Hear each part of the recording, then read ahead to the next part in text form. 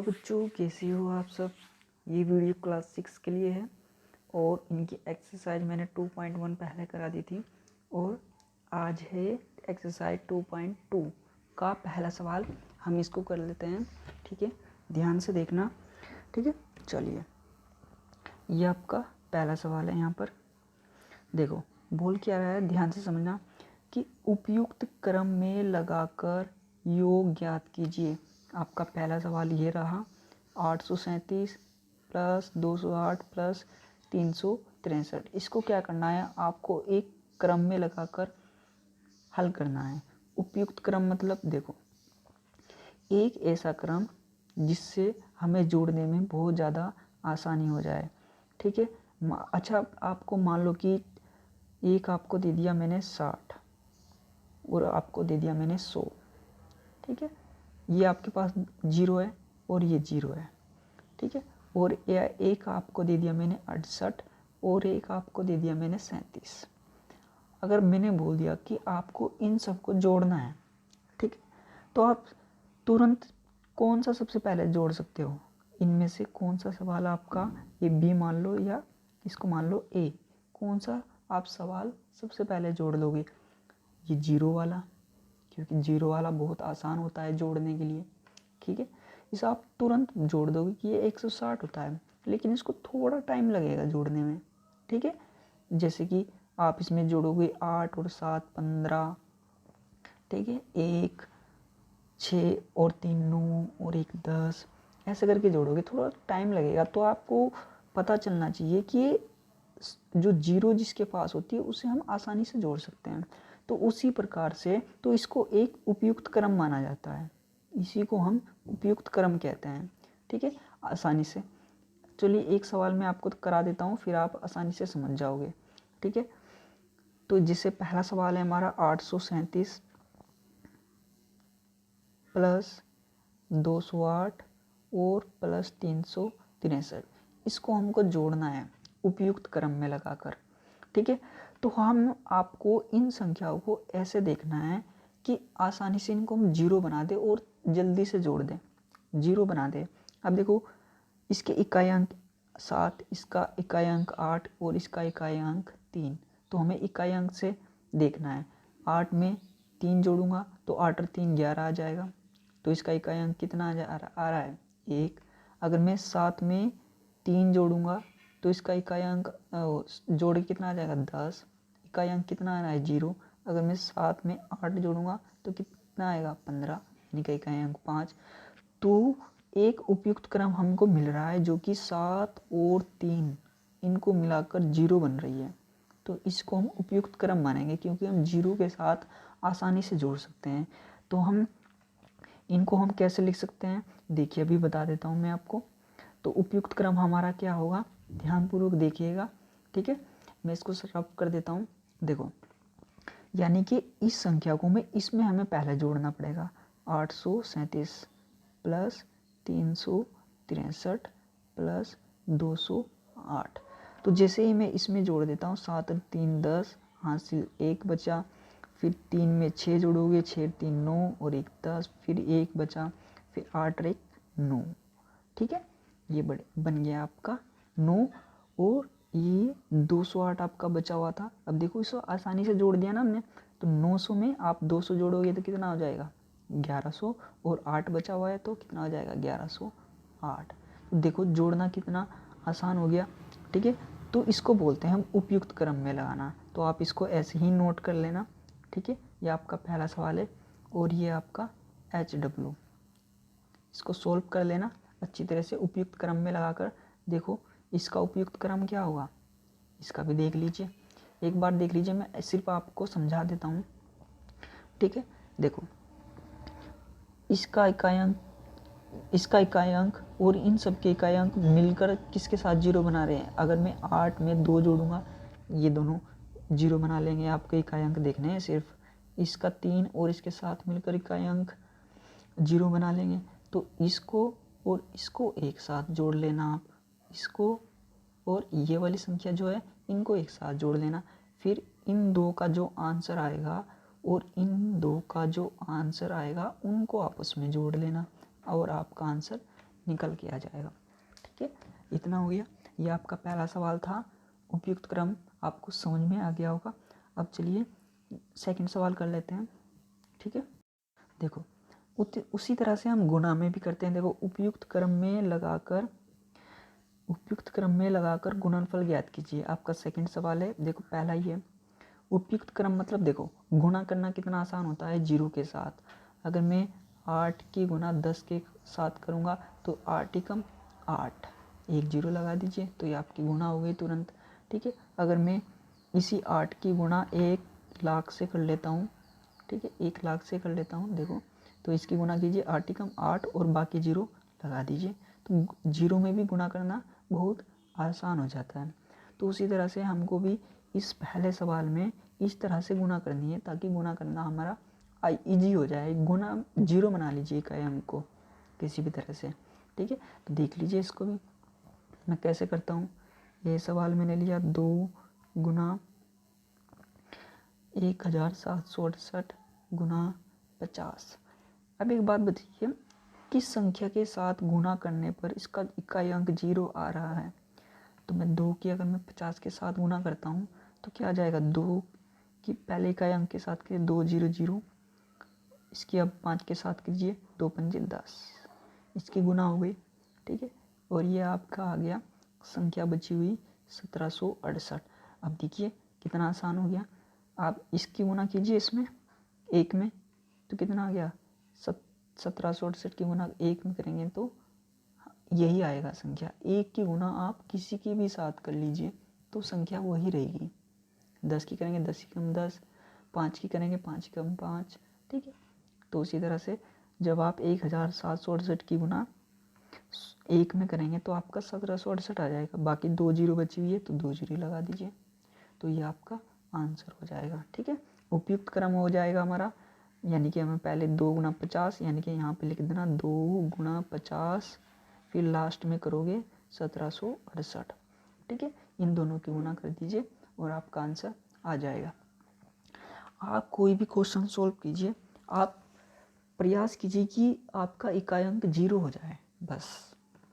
ठीक है, अब चलिए दूसरा सवाल कर लेते हैं। ये बी है, 4 गुना 166 गुना 25। ठीक है, देखो इन दोनों की गुना कर लेंगे 4 पंजे 20, तो यानी कि 0 आ रहा है, यानी कि उपयुक्त क्रम क्या हो जाएगा 4 गुना 25 गुना 166। ठीक है, तो यानी कि इन दोनों की करोगे तो कितना हो जाएगा 25 चौके 100। ठीक है, ये 100 है गुना 166। आप 166 की गुना 1 में कर लीजिए तो कितना आ जाएगा 166, बचे 2 0 लगा दीजिए, ये आपका क्वेश्चन हो जाएगा। उसी तरह से आपको मैं एक हिंट दे देता हूँ, बाकी आपको होमवर्क करना है। ठीक है, ये है आपका डी सवाल। तो देखो अगर आप 16 की गुना 5 में करेंगे तो 16 पंजे 80, 0 बन रहा है ना, तो उसी तरह से आप पहले 625 गुना 16 को उपयुक्त क्रम में लगा देना। ठीक है, और ये बन जाएगा आपका 279। ठीक, इसको सोल्व करना, ये आपके HW हो जाएंगे। ठीक है, अब चलिए हम तीसरे सवाल की तरफ चलते हैं। देखो अब ये हमारा तीसरा सवाल है। अब पहला ही सवाल हम कर लेते हैं। पहले इसको सवाल करने से पहले आपको कुछ चीज़ें जान लेनी है। ठीक है, देखो अगर मैं 50 प्लस 50, ठीक है, प्लस 50 इसको मुझे जोड़ना है। ठीक है, तो मैं क्या करूँगा, आप एक तो जोड़ने का तरीका सीधा सीधा है 50 100 150 ऐसे जोड़ लोगे। ठीक है, तो एक तरीका होता है कि इस 50 को हम एक ब्रैकेट में बाहर कॉमन लेते हैं, यानी कि जो अगर एक जैसी संख्या होती है ना तो उसको हम ब्रैकेट से बाहर ले लेते हैं, उसको बोलते हैं कॉमन लेना। ठीक है, कॉमन यानी कि जो दोनों में हो।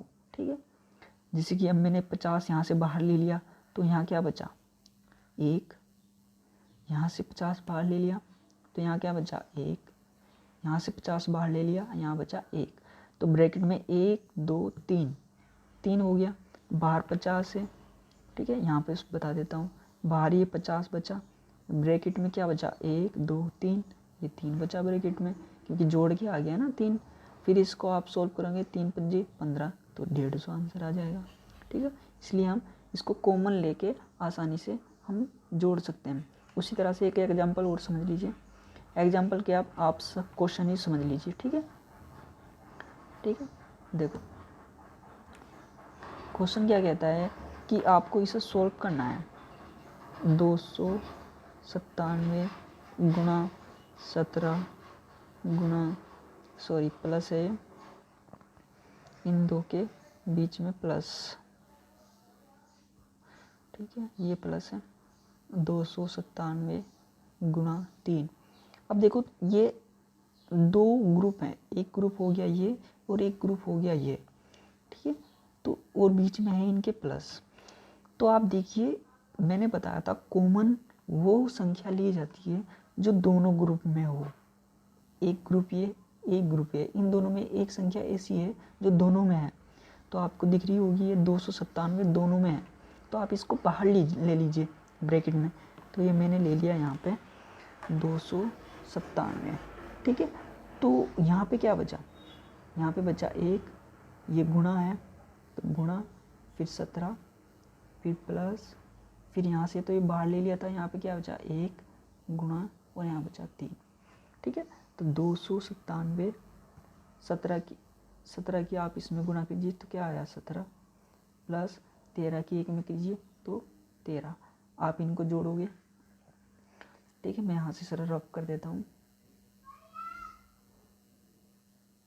ठीक है। आप इसको ब्रैकेट को सॉल्व कर लीजिए बोर्ड मास के नियम से पहले, ठीक है। तो कितना आ जाएगा 7 और 3 10 और 1 2 3 30 आ गया। अब बाहर बचा हुआ क्या था 297, ठीक है। तो उसी तरह से अब आप इस 3 की गुणा इसमें कर लीजिए और बाकी बचा हुआ 0 इसको लगा दीजिए, ठीक है। इसको कर लीजिए 3 7 21 बचा 2, 3 9 27, ठीक है। और कितना बचा 2, 3 दूनी 6 7 8 और ये हो गया आपका 0, ये आ गया आपका आंसर, ठीक है। इसको कर देना। फिर अब चलते हैं सेकंड सवाल भी आप ऐसे ही करोगे, मैं सिर्फ आपको बता देता हूँ, बाकी होमवर्क में आपको करना है, ठीक है। अब देखो इस बी वाले सवाल में ये संख्या और ये संख्या की जैसी है, इसको बाहर कॉमन लेना, ठीक है, जैसे मैंने अभी किया था। इसमें भी ऐसे ही है, इसको कॉमन लेना। और देखो इस सवाल में आपको कुछ परेशानी आ सकती है, ठीक है, लेकिन आपको टेंशन लेने की ज़रूरत नहीं है, ठीक है। अब इसको कैसे करेंगे ध्यान से देखना, ठीक है।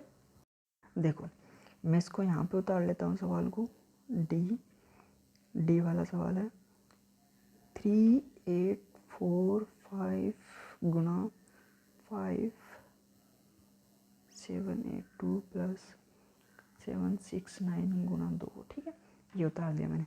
अब देखो इसमें तो कोई कॉमन नहीं है, कॉमन ले सकते, कोई भी एक भी संख्या बराबर नहीं है। तो आप क्या कीजिए कि इसकी गुणा आप इसमें कर लीजिए, क्यों, क्योंकि ये इकाई अंक इसका 0 हो जाएगा, ठीक है। तो इसी को कर लेते हैं 3845 गुणा, इसको कर लीजिए 5 दूनी 10, एक बचा 5 8 40, ठीक है, 5 की 2 में की 10 आया, एक बचा 5 8 40 और 1 41, हासिल 4 बचा, ठीक है, 5 7 35 और 4 39, ये आ गया आपका 3910 प्लस, और ये आ गया आपका 769 और ये बचा ऐसा, ठीक है।